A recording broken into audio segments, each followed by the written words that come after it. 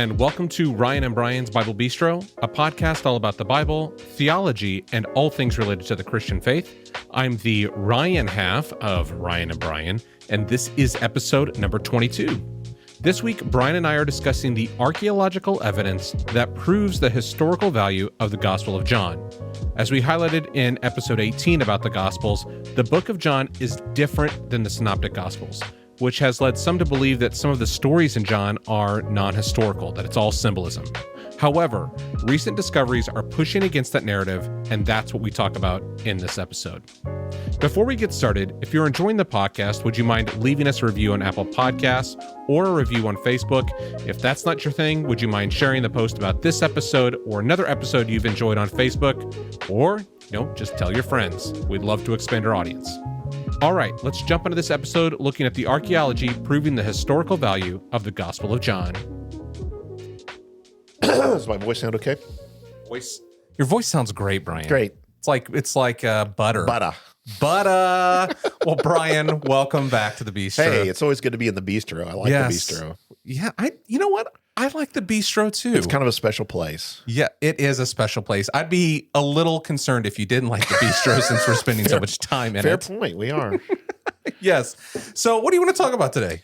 Archaeology is one of our topics that we're kind of interested in, and kind of recent discoveries. We talked about relatively recent discoveries that have to do with the Bible in kind of general sense. And I said then I was going to save some just for the Gospel of John. Yep. Because the Gospel of John is something I spend some time on. And Well, I figured this out. Yes, I've slowly understood that you know a couple things about it. Now, here's the fascinating thing to me about it. There's been several relatively recent discoveries. I'm going to go back a little bit farther, but there's some that are, within the past 20 years at least. But I'm going to go back a little bit farther with the Gospel of John. But the interesting thing to me about that is there have been some discoveries archaeologically that have completely changed our understanding of the Gospel of John in some significant ways. Mm-hmm. And I thought we'd spend a little bit of time talking about that. Yeah, that'd be great.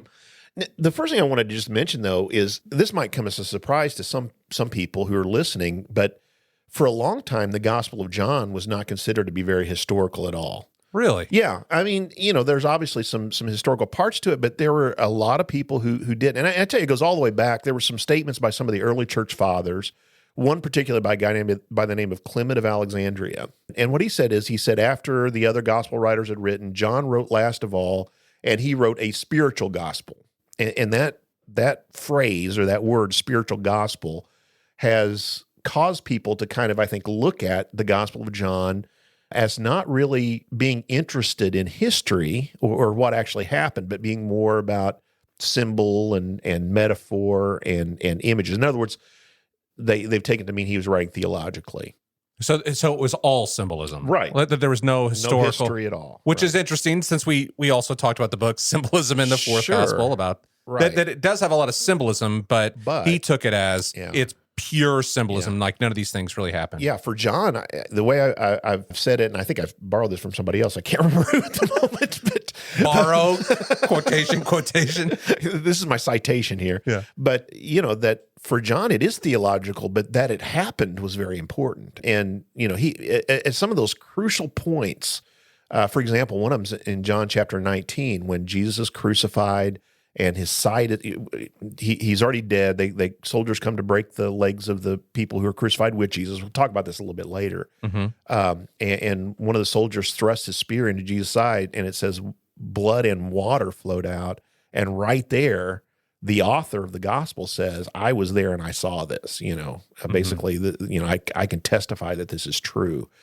So even though there may be theological significance to the blood and the water, some of the things that Jesus had said earlier about him being a living water flowing from within him and this kind of thing, that even though there's a significance to it, I think John is also saying, I was there, I saw this happened. That was important for him as well, I think. So the interesting thing is that, again, for a long time, like I said, and I'm going to give some examples, even the big change was back around the 1950s. And I'll tell you what significant thing happened in the 1950s. But before that, a lot of the commentators would bring up some of these details that John mentions. I'll mention two in particular. some of these details that John mentioned, and they'll say, well, he made this up. This is just, there's no total fabrication. Right. There's no historical reason to believe this. But then we have subsequently found archaeological discoveries that have confirmed the way that John told the story. So that's what I think is so fascinating about this is again, John has been kind of discredited in the past, but these things have basically shown that there's historical value to it. And so that's what I wanted to focus on. That's why I thought, just focusing on John would be good. Yeah, that'd be great. So let me mention the first thing. I mentioned 1950s, discovery of the Dead Sea Scrolls. Now, technically, they were discovered in 47 by a shepherd, kind of an accidental discovery. Just recently, we've been hearing about another find, the first in 50 years, basically, of a new cave that they've discovered. What was it? It's called the Cave of Horrors, I think. Yes, yeah. Where there was a lot. There's some skeletons there. A lot of skeletons from the article I read. Right, yeah. But then they had to rappel into it as well to get to these, but they found some additional parts of the Old Testament that were in Greek, which is interesting because most of the Dead Sea Scrolls are Hebrew, which is the significant thing there. But this is a part of the prophet Nahum. This is part of what they found. Interesting thing, of course, we have a Greek translation of the Old Testament that was done in Alexandria, Egypt, that's called the Septuagint. And so we have that, but this seems to be a different tradition from that, or at least a variation of it. So it'll be interesting to see what they end up with. But anyway, back in the 1950s, here's the way that this affected the Gospel of John. Now, you'll know in the Gospel of John, there's lots of contrasts. We call it dualism, right? Between light and darkness, for example. Right. Or there's lots of these kind of images that you have light and dark, or these kind of very dualistic things. And in the past, commentators have thought, and I'm talking about before 1950, well, this must be Greek in background then, because dualism, when they would think about dualism, they would think about this kind of Platonic dualistic idea where there's this light and dark, or good and evil, and all these kind of things. And so they kind of said, well, John's drawing on this Greek background, Greek philosophical background. Hellenistic. Yeah, Hellenistic. But with the discovery of the Dead Sea Scrolls, one of the early scrolls that was found was called the Wars of the Sons of Light and the Sons of Darkness. And the Dead Sea Scrolls were discovered in a place called Qumran. I think you've been there, right? I have been there. I've seen the caves. And it was not just the caves, but there was a community that lived there. There's buildings, there's places that they would ceremonially bathe. And so this was a community of Jewish people who lived out in the wilderness, and they clearly were dualistic as well. So here's the big change it made in the Gospel of John is it made us begin to see that there's actually a Jewish background to the Gospel of John. And now we read it and we think, well, yeah, I mean, there's no way to see it otherwise. But that happened in 1940. There was one of the first people to note this was a guy by the name of J.A.T. Robinson, and he wrote an article talking about, he says, really the background of the Gospel of John is probably closer to the events narrated than we've ever thought. So this idea of it being a Greek kind of idea, well, this is a later thought, again, kind of a non-historical thing. This is John taking Greek ideas and putting it into the story of Jesus. And so the Dead Sea Scrolls really changed that. Now, again, that was back in 1950, but I would say still up at least until the turn of the century, turn of the millennium, we've been working out exactly how the Gospel of John is Jewish. Like, what does that mean? And so it's really exciting and an exciting part of the whole study. Let me give you one other example then of a different archaeological find. This one's much more recent. This one's within the last 20 years or so. I think it was in the first decade of the century is when this discovery was made in a place called Khirbet Qanaa. Now, I'm glad you said that. It's easy for you to say, right? Yeah. Yep. Yeah, that place. It's great. Now, you remember John, the first couple of signs, he calls them signs, the miracles of Jesus, but he uses the word, the Greek word semai, our sign for him. First couple of signs, he numbers. He said, this is the first sign. You remember what he says the first sign that Jesus performed was? Turning water into wine. And that happened at Cana. At Cana, at the wedding feast of Cana. Well, Khirbet Qanaa is one of the potential sites for the turning water into wine, for the biblical Cana, okay? And it's not too far from Nazareth, where Jesus would have, kind of his hometown. It's just a few miles from there, a village that would have been outside of that. And go ahead and read. This is in John chapter 2. This is where this event takes place. The first half of John chapter 2 is the turning water into wine. Go ahead and read the first couple of verses there for us. It just kind of sets the scene for that. On the third day, a wedding took place in Cana of Galilee. Jesus' mother was there, and Jesus and his disciples were invited to the wedding as well.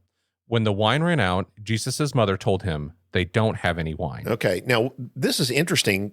One of the things, the custom, this is one of those customs that we've talked about, that the custom would have been for there to be a long wedding feast. This was a week-long affair, basically. And what would take place is that the groom was responsible for making sure that everybody had enough. And it was kind of a way that they were showing that they were going to be able to take care of the bride. Right. Okay. So this was. I knew it was a party, but I didn't know it was like this sign that they could take care of the bride. Right. It's kind of like this idea. I have enough, and so running out of wine was a big deal. Okay, this isn't just like, oh, gee. It's not like a slight offense, like, oh, all right, I'll drink some soda. Or, we go down to 7-Eleven or something, but, get a, what are those called there? A box of wine at 7-Eleven? Is that what you're saying? No. I was talking. Slurpee? Slurpee. That's where I was going. No, it's not like you go down to 7-Eleven and get a Slurpee. But, okay. Anyway. But this had to do with this idea that the groom's not able to provide then. And so this would have brought shame on the family. Now, the fact that Jesus' mother involves herself has indicated to some that this may be a part of Jesus' family, maybe a brother of Jesus, for example. Now, depending upon your belief about that, you may have different ideas. But some think that this may be a brother of Jesus. It was at his wedding, and this is why he was invited. That's why his mother's concerned with this idea of running out of wine, and goes and gets Jesus and tells him this. So then you might remember down in verse 6 then, read just verse 6. Now 6 stone jars had been set there for Jewish purification. Each contained 20 or 30 gallons. Okay, so 6, and now there's a couple of key words here that we don't, it's one of those things, like I always say, we read over, we don't notice it. What are the jars made out of? Stone. Okay. And here's the big deal is stone is not a normal kind of material that you would use to make jars. Okay, much easier to use clay, right, and bake it, and that. So imagine the effort that would go into carving out a stone water jar, and then it says that these jars were specifically used for the ceremonial washing that the Jewish people did, basically. Mm-hmm. Now, the reason that they were made out of stone was because of the ceremonial washing. According to the rabbis, and this is the rabbinic literature, early rabbinic literature that we think would have been before the time of the gospel, so between the time of the Old Testament and the New Testament. The rabbinic literature, the teaching of the time, basically said that what you needed to use to wash yourself was moving water. And there's an interesting phrase that's used for this. The phrase is actually living water. Living water needed to be used for ceremonial cleansing. So you're talking about a spring or stream of some sort. Right. Not a well, right? Not a cistern. The difference between a well and a cistern, wells, you're going down to groundwater. Cistern is collecting rainwater, okay? But you needed to have moving water. Now, you could collect it from a place where there was moving water, like a spring, for example. But then, according to the rabbis, it needed to be stored in stone. And if it was clay or something else, that it wouldn't keep its properties. And the term in the Old Testament is obviously clean and unclean, and they don't mean that in the same way we would use the word clean and unclean, but that it's suitable for this purpose, that it's clean water. Okay, so that it needs to be stored in stone. So again, now here's the issue. For a long time, historians said, well, I don't think the Galilean Jews were that interested in these cleanliness matters. Maybe in Judea you had this kind of stuff, but up in Galilee you didn't. But around 2004 or so, in this place in Kirbet Kana, they discovered fragments of stone water jars. And again, there's no other reason you would do stone jars, right? You would use clay, you'd use some other... Because it was so labor intensive just to have these things. The only reason you would do it is if you're using for a special purpose like this. It kind of reminds me of what Paul said about, some articles are for special purpose, right? Right. So if you're going to use it for ceremonial cleansing, so there's these 6 water jars.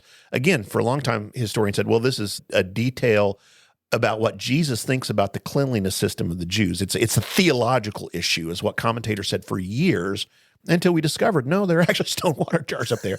Now, subsequently, we've discovered that there are these all over Galilee. There's 2 different sites that are possible for the biblical Cana, and in both of those places, fragments of these jars have been found. And beyond that, in Galilee, we've now found where there was an industry where these things were made. So, So it was like, it wasn't just a one-off. No. This was like a legitimate, this is happening in Cana. So again, it's when, commentators are saying, oh, the Galilean Jews weren't interested in this, so this can't be historical detail. Well, now we've shown, well, in fact, there was an entire industry that was dedicated to providing these stone jars, and there would be no other reason to have stone jars other than this idea of ceremonial cleansing. So it ends up this historical detail that John gives us isn't theological. I mean, it may have theological significance, right? But it is historical. There's no reason for us not to think when he's talking about stone water jars, he means stone water jars. Right. So totally against the whole idea that this is just it's just a spiritual thing. Sure, right. Let me talk about another couple of things then. This is the third thing I want to mention is these both are in Jerusalem. These next two things I'm going to mention are both in Jerusalem. They're both pools. It's interesting the number of pools that we have mentioned in the Gospel of John, and it actually, believe it or not, I've written a little article on this idea about cleansing in John. Cleansing is an important issue in John. In chapter 2, we have this idea of the ceremonial cleansing, and then there's other places in the Gospel of John where it talks about this. You might remember, I think it's chapter... Goodness, I can't remember. And I should have looked this up. If you don't remember, I'm not remembering. But you might remember there were some of John the Baptist disciples that came to Jesus and were criticizing the way that they did cleansing, right? Mm-hmm. And so Jesus talks about that there. Even in the upper room, John chapter 13, you might remember Jesus washes his disciples' feet. And he comes to Peter, and Peter says, "You'll never wash my feet." And Jesus says, unless I clean you, you have no part in me. And then Peter says, well, then give me a bath, basically, and wash my head, my hands, and not just my feet. And Jesus says, if you've already bathed, you only need your feet washed, basically. That's what it comes down to. Now, there's a lot going on in that passage. I don't have time to talk about it today. We'll talk about that another. It's one of these. We'll talk about that another day. That's another topic. Okay, we've got it on the list now. Okay, but that whole idea about cleansing, you might remember when they're in the upper room, that's the Feast of Passover. Right. So when pilgrims would come into Jerusalem, and they would do this several times a year for these Jewish festivals, for these Jewish feasts, there were thousands of people streaming from all over, Jewish people coming to Jerusalem in order to celebrate these feasts. Tabernacles in the fall, Passover in the spring, these major feast days is when they would come. And one of the things that they had to do is when they entered into the city, they had to be ceremonially cleansed. And essentially they would immerse themselves. Now, the weight, so think about it, thousands of people. There's a weight. All over Israel and in Palestine, all over, Qumran's an example, there are these stone-carved pools that are called mikveh. Mikveh is the word for the singular. It means a bath is one of the ways it's translated, or mikvaot is the plural. So you see these mikvaot all over ancient Israel in archaeology. Qumran had several, and we know from some of the Dead Sea Scrolls that this was something that they practiced on a regular basis. They practiced these ceremonial cleansings. Again, we're in that idea of Jewish ceremonial cleansing. But in Jerusalem, there are a couple of these pools that we have now discovered were these huge mikvaot that were used so thousands of pilgrims could essentially bathe themselves. Sometimes a translation of mikveh is stepped pool. So it's these ideas that these stone steps go down and allow you to basically walk down into the water. Kind of imagine a big swimming pool, but with these steps at the edge, you could walk down into the water, and you could then kind of duck down and immerse yourself completely. And then you would come out. And that's basically what Jesus is talking about in John 13 when he says to Peter, you've come up to the festival, you've already cleansed yourself. You might remember later, the next day when Jesus is being tried, according to John, the Jewish leaders would not go into Pilate's house because they had already been cleansed for the festival. Yes. If they went into a Gentile's house, they would have been unclean according to their customs. So these pools. So let me talk about a couple of them. There's one that we see in John chapter 5. Read the first couple of verses of John 5, if you would. Okay, let me get there. All right, here we go. John chapter 5, just 1 and 2. Okay. After this, a Jewish festival took place, and Jesus went up to Jerusalem. By the sheep gate in Jerusalem, there is a pool called Bethesda in Aramaic, which has 5 colonnades. Okay, So Bethesda, I'm gonna use several names for this. Some texts have Bethsaida, which is probably a misunderstanding because that's the hometown of some of Jesus' disciples. Bethesda is what we usually use for this pool, but it probably is Bethzatha is probably the word. Again, it doesn't make too much difference. But anyway, that's the pool we're talking about there. And but you notice the details that I mentioned? What do you notice now that after what we've already talked about? What do you see there? Well, by the Jewish festival. Okay, so he's going up for a Jewish festival. Yep. And there's this pool, so that's where you'd go, right? Yep. And it's right by the gate. It's right by the gate, and the sheep's gate is where. What do you think you'd take through the sheep's gate? I'm gonna go out on a limb here and maybe say a sheep. Why would you need sheep in Jerusalem? For the sacrifice. Okay, so this is right by the temple. We're in the shadow of the temples where this is. This is where this takes place. This is the gate that you would bring in the sheep that you would use for sacrificial system, for the sacrifices there, would be brought in through this gate.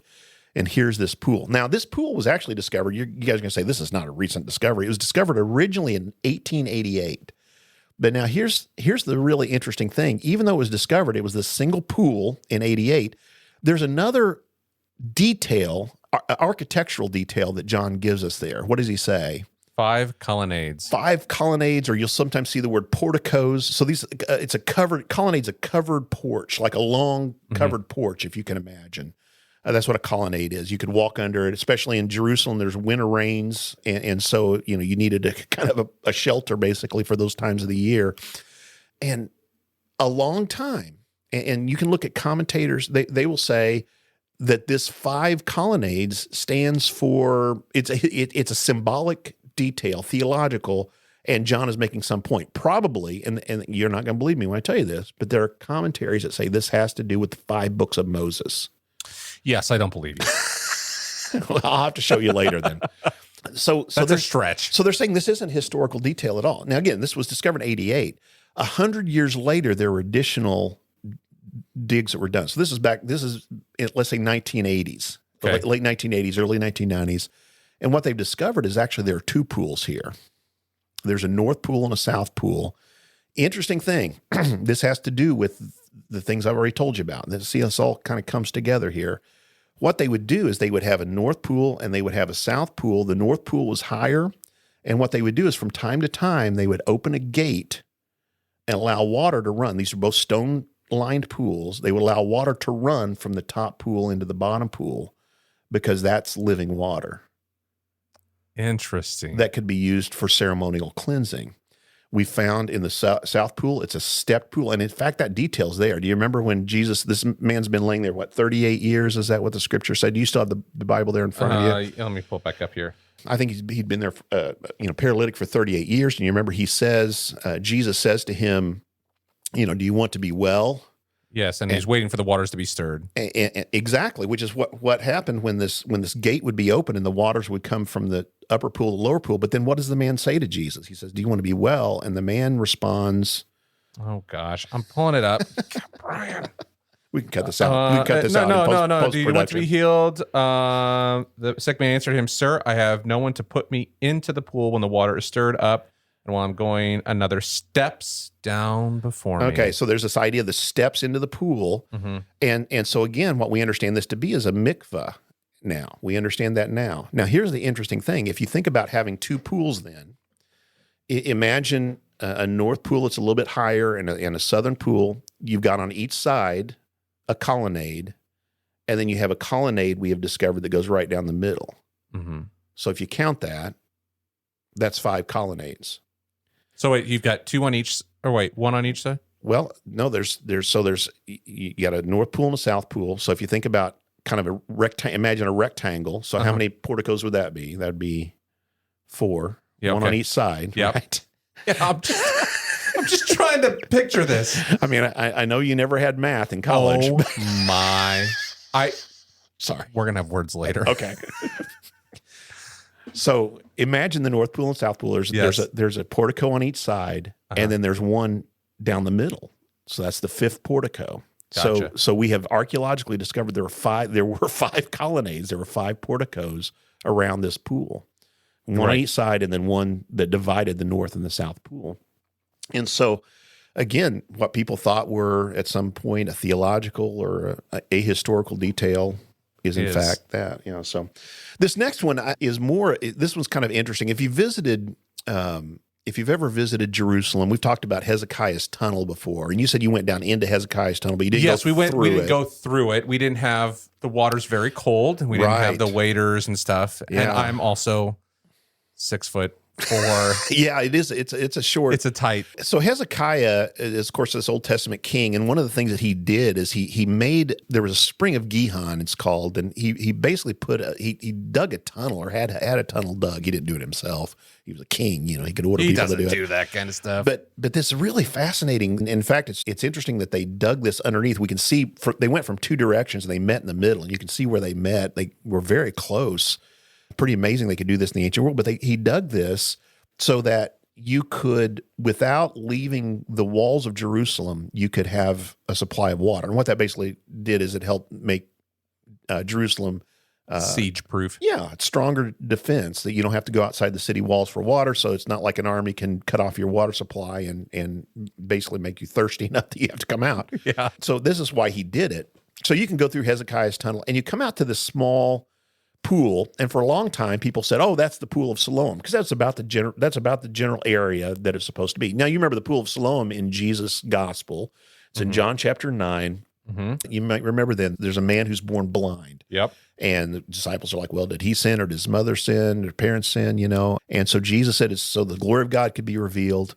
And he heals him, but he does it in an interesting way. Spits into some dirt. And makes mud, puts it on his eyes, and then what does he do? Tells him to go wash at the pool of Siloam, which then John gives the detail that means sent.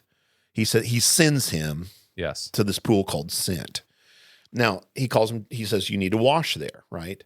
And wash the mud off. I think there's something going on here with the reason that Jesus does this, because this whole thing's about, talk about dualism before, this is about seeing and being blind, is what this passage is about. Very end of the passage, you might remember that, Jesus says, I came so that the seeing would be blind and those who are blind would see. And the Jewish leaders are like, are you saying we're blind? And he's like, well, you said it. I didn't say those words, but I mean, it's not the shoe fits. The sandal fits. So anyway, he sends him, and here's the whole point: is he doesn't see Jesus because he's not healed until he goes and washes. But now here's the interesting thing: that pool was there at the end of the Hezekiah's tunnel. The spring of Gihon. We thought this was the pool of Siloam that he was sent to. This happened in 2004. There was a sewage leak. And this is the interesting thing about a lot of these archaeological discoveries. We talked before about how there's all kinds of archaeology all over Israel, but particularly in Jerusalem. Right. But there was a sewage leak. And so in repairing that sewer leak, they dug down and they discovered this pool, 2004. Okay. Wow. So, I mean, this is way below ground at this point. Yes. Because the Jerusalem's been built on top of what was there. Yes. And so if you look at that pool, it's another mikveh. It's another stepped pool that Jews would have used for ceremonial cleansing. Okay. Again, you needed several of these. People are coming in from different directions, Jerusalem. There are thousands of people who needed to be washed the same day, basically. And so that's where Jesus sends this guy. And so the detail here, they added detail. We thought we knew where the pool of Siloam is, but now we're pretty sure this is the actual pool of Siloam.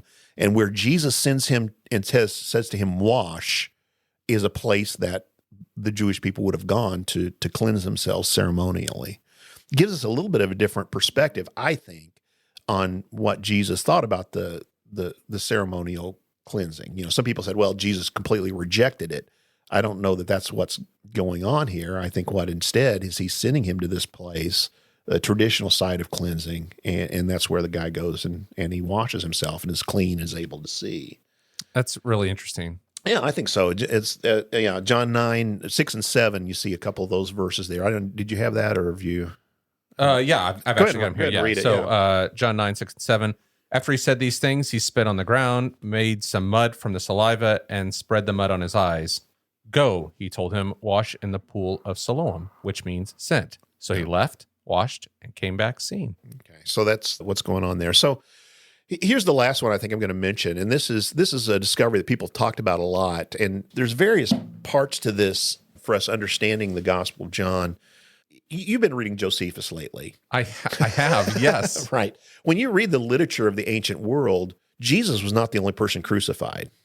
There was a lot of people crucified. Lots of people were crucified. This was the Romans' way, not only of punishing and killing, essentially executing criminals, but it was a public display. Sending a message. Sending a message. We are in control. The cross was a symbol of kind of their oppression of these peoples. And so that was their way of kind of making sure people understood who was in charge. And so, yeah, there were times that hundreds or thousands of people were crucified in the same day. And even if you think about the day that Jesus was crucified, there were 2 other people crucified that very day. So John gives us a couple of details that no one else does. One of them is, you might remember in John chapter 20, after Jesus is risen from the dead, Thomas says this. He says, I will never believe unless you show me the nail prints in his hand. Later Jesus says to him, here, touch the nail prints in my hand and my feet. And one of the ways, crucifixion wasn't always done with nails, is the interesting thing. And for a long time, people thought, well, maybe it was not very often done with nails. The reason is nails are more expensive than, let's say, using rope or some other way to hang someone from a cross. Some people question, still today, some people question that historical detail. For all the people who were crucified, we have very few examples of people crucified from the ancient world. And for a long time, we had no examples of archaeological evidence of people being crucified. Okay. So this was seen, the nails, well, maybe that's a theological thing, not a historical thing. Here's the other issue, and there have been some, John Crossan is one of the people who've said this, that crucifixion victims were not normally buried. And so that whole idea of him being taken down from the cross and buried is another part. In John, there's this really interesting detail mentioned where they sent, because of the ceremonial cleansing of the Jews, again, interestingly enough, since we're on that, the Jewish leaders asked Pilate to go and have the bodies taken down from the cross before it becomes the feast, Sabbath, the Sabbath, so that the land is not unclean. That's the Old Testament passage, right? So what happens is they go and it says that they break the legs of the people who are on each side of Jesus. And this is an act called crurifragium, which we have a few literary ideas about in the ancient world. Crurifragium means basically a fracturing of the crurus, which is the thigh bone. So they would break it with probably a hammer of some sort, a mallet or sticks, a club. Yeah. And it sped up the death, probably both through asphyxiation, so people think, but also through the loss of blood. Your biggest bone in your body is your thigh bone. And so you lose, in the marrow, you lose a lot of blood if that's broken. And so the point that John makes, and this is another of these places, he said, I saw this myself, right? Mm-hmm. The point he makes is that they came to Jesus and his bones were not broken. He said this was to fulfill Scripture. And he quotes from this idea that basically the Passover lamb's bones should not be broken. He quotes from the book of Exodus. And so, again, another thing, this has got to be theological. This isn't a significant point. And then the flow of blood and water, the thrust of the spear into the side I mentioned earlier, and the flow of blood and water. Well, in 1968, it was in the immediate aftermath of the war that took place in the late 60s in Jerusalem. It was affected by missiles and those kind of things there. They were doing some rebuilding. In 1968, there's an area of Jerusalem called Givat HaMivtar. And what they did is they found a whole connected series of caves that were used for burials then, that they never knew this previously. In 1968, they discovered this. And in one of those places, they found an ossuary. I don't think we've talked about ossuaries yet, but basically ossuary is a bone box. That's what it means. And the way burial would take place in the first century is people would be laid on a stone when they were first in the middle of a stone slab. Tomb. Yeah, a stone slab in the middle of a tomb. Bodies would be wrapped, anointed with spices, and then a year later they would come back and they would basically gather up the bones that were remaining and they would put those in this box, and those would be set a lot of times into an alcove in the wall. Gotcha. So that's how a whole family could be fit in. So this ossuary was found. The interesting thing about this ossuary, there was a carving on the outside. This isn't unusual, that they would have the name of the individual who was inside carved on the outside, like we'd have a tombstone or whatever. And his name was Yehochanan, and his ankle bone was found still having a nail through it. Now, here's the interesting thing is, okay, so here's a nail that was used in his ankle for crucifixion, probably, is what we think. And he was also buried.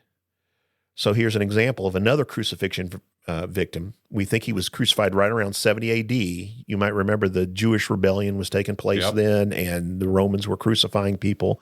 We think it took place in connection with that, and he was crucified. The only reason that we know that is because the tip of the nail seems to have bent, maybe hit a knot in the wood that as it was being driven through his technically it's his heel bone.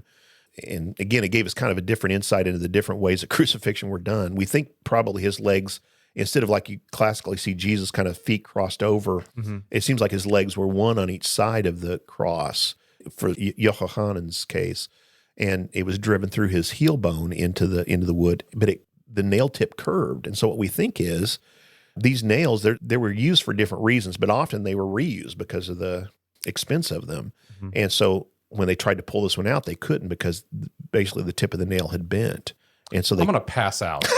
Sorry. I'm sorry. No. Sorry. Just like the nail through the heel bone and the nut. I probably shouldn't. Yeah. I mean, no, it's good information. I'm just like kind of going, I'm imagining like I hit my heel on my cabinet in my house, and I'm like, I'm about to lose my mind. I mean, I probably shouldn't just be so matter of the fact. I mean, crucifixion was a horrible means of death. It was meant to be horrible. It was meant to be, the word excruciating has the word cross in the middle of it, right? It was meant to be a painful, horrible way to die. And like we said, public, that they did this usually on roads, so this was outside the walls of Jerusalem, but it would have been on a place where people could have gone by and seen. In fact, John makes that detail that the Jewish people going by saw that he had put King of the Jews. Pilate had put the placard said King of the Jews and asked him to change it. He claimed to be King of the Jews. And Pilate says, obviously what I have written. So all that detail all fits as well. Now, so basically, because we found this soon, we know that nails were used. And that they did allow, there was some burials. At least some burials that took place of crucifixion victims. John Dominic Crossan, again, famously said, well, I think what happened to Jesus' body, what happened to most crucifixion bodies is that dogs came and ate it, or, it was basically just thrown into a heap. But here's at least an example of someone else that we know their family was allowed to take them down off the cross and bury them, like what we see happening with Jesus with, the detail there. Now, here's the interesting thing. That was the only crucifixion victim we had found until 2006, 2007. And there's another crucifixion victim. This is in a place in Italy called Gavello. Only other one. Now, here's why this makes me feel really good. Is because I wrote about this. And I made the point we really should probably pay more attention to this particular bone because we only found this one because the nail was still in it. Right. What if there are other bones that we need to look to see the way they're fractured, or maybe they have holes in it? So this Gavello skeleton, another burial. Now the difference is this was not an ossuary burial. This was a full burial in dirt, okay, in this portion of Italy, this place in Italy. They were putting through a railway, and they dug up this burial. And here was another victim, but what they noticed was that there was a hole in this bone of his ankle. It was a male skeleton that is consistent with a nail being driven through it and then taking out. So here's what I'd say is we have now two crucifixion victims, archaeological evidence of crucifixion, and 100% of them were buried, right? Yes. And 100% of them had the use of nails in their crucifixion. Now, we have to be careful because, obviously the use of nails is why we can tell this is a crucifixion. Because it went through a bone. Right. But this is a very recent, actually, I just wrote another article about this. This is just now starting to be thought about in connection with crucifixion of Jesus. But 2006, 2007 was that discovery.